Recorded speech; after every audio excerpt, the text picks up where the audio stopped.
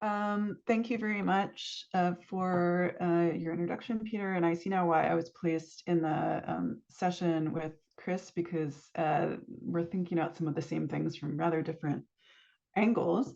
So let me actually set this presentation view. Okay.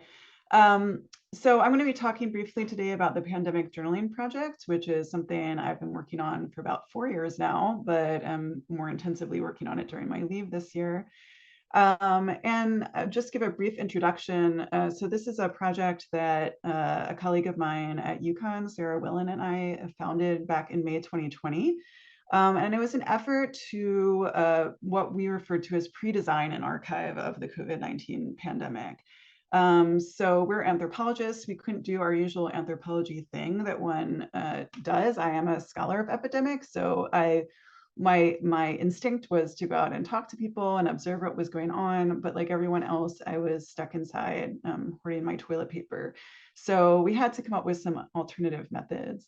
This was a project that ran online for a full 2 years. There are some additional sub-projects going on right now, but the main project I'm referring to today ran from May 2020 to May 2022. And we collected more than 27,000 journal entries from almost 2,000 participants around the world. And what it was anyone who wanted to join could.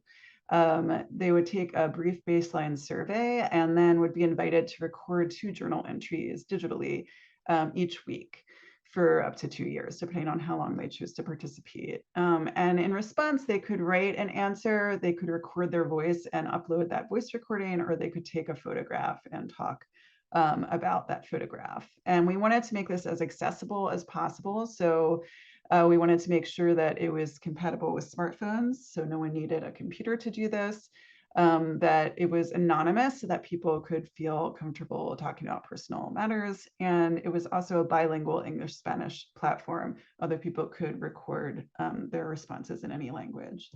And I don't have time to show you this video, but this is on our website. If you just Google Pandemic Journaling Project, it provides an overview of some of the audio recording that we gathered to get a sense of people's experiences. So what we were trying to do, first of all, as I mentioned, necessity is the mother of invention. We couldn't do our usual ethnography things, so we were trying to gather information in other ways. But we also had 2 other really important goals here. One was a mental health goal.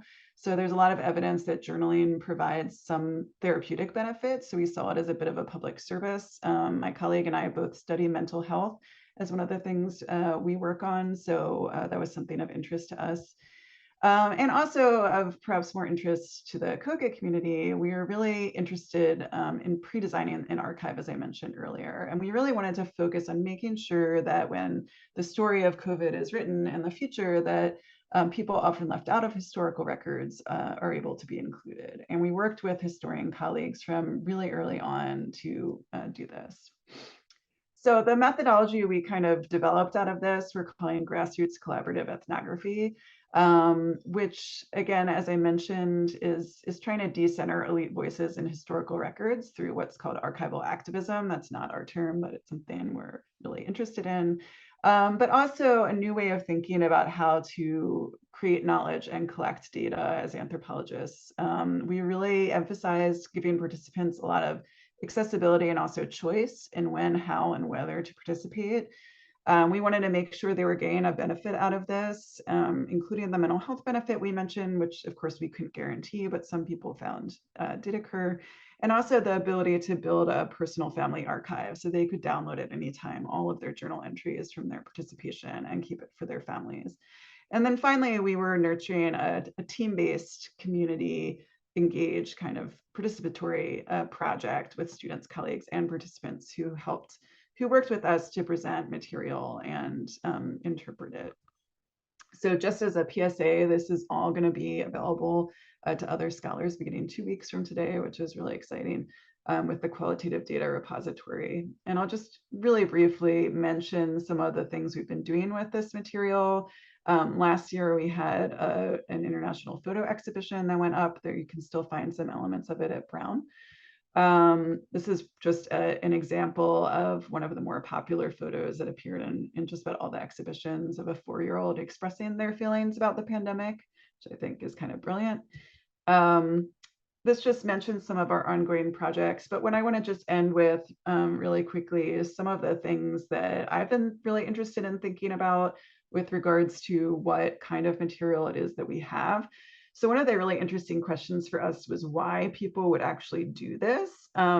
We weren't offering any monetary compensation for this initial project, and so people just decided they wanted to do it because of a variety of reasons that we're trying to understand, and these are some of them we're thinking about now, what people were doing this for. And then also some of the things people were working out in their journals in real time, especially with regards to their own moral status and that of those around them and how they thought history was going to judge them. So I'll leave it there.